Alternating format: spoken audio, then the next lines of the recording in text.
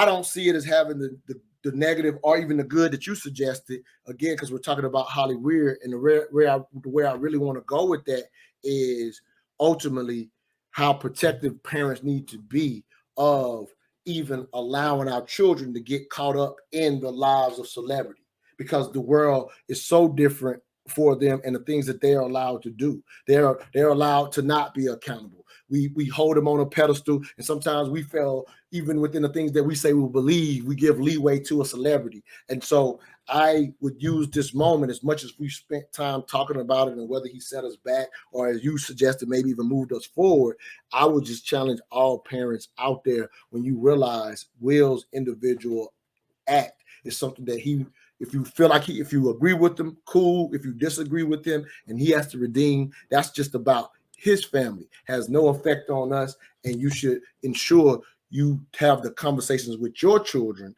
so that we're not looking at their lives. Because here's a reality for our culture. We are moved by celebrity, which we all agree. You have a child. You're always having to protect your children from, in a sense, how we view celebrity. We literally let their lives quite often, quote unquote, become relationship goals. Like for example, that's a hashtag that we see now, relationship goals. So even when it comes to a Jada and Will, there have been times prior to the last couple of years where they were considered relationship goals. And so now, we get a red table talk, by Jada giving out all this advice to the rest of us because we overvalue celebrity. And that's what they do, bro. Yeah, here it is.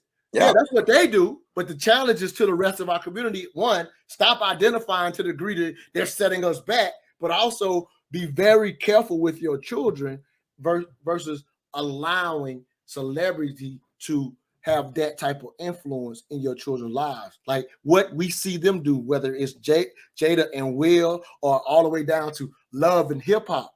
When that's the influence, we will start chasing that even as adults, that type of quote unquote reality, when their lives is nothing close to the reality for the rest of us. So I don't know if I'm making sense with that, but I'm just really highlighting that we should be taking nothing from their lives. We can get more from the movies that they perform and the values that they may, not every movie, but I'm just saying we can get more values out of the make-believe stuff they do than we should be taking from their lives. 100%. The way I deal with it is, look, if I got a 7-year-old, so if my 7-year-old saw that whole thing, right? So if she saw it, then it's my duty to help her understand the significance of everything that happened.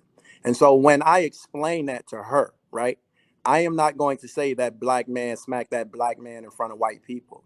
That's not what I'm going to say. What I'm going to say is, baby, did you see how he got upset? Do you know why he got upset? Do you?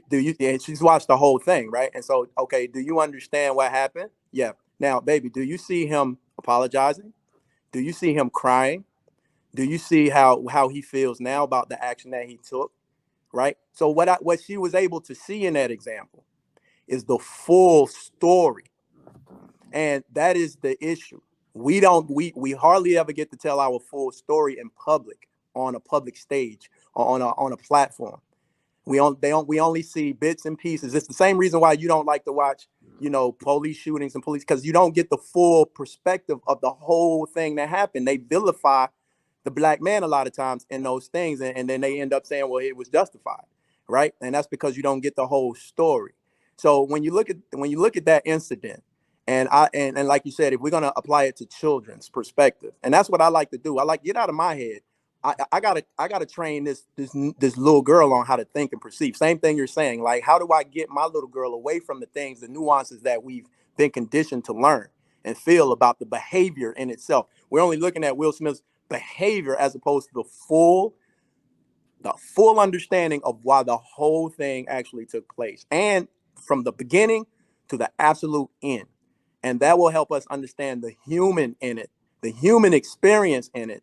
And what it'll do is it'll take away a black man smacking a black man in front of white people. Because at the end of the day, it wouldn't matter if it was a black man smacking a white man smacking a black man, an Asian man, a brown man, a green man, a woman. At the end of the day, the examples happen to everybody. And so these things are never going to change, and we have to understand why that dynamic happens and how to navigate and understand that this is the human experience.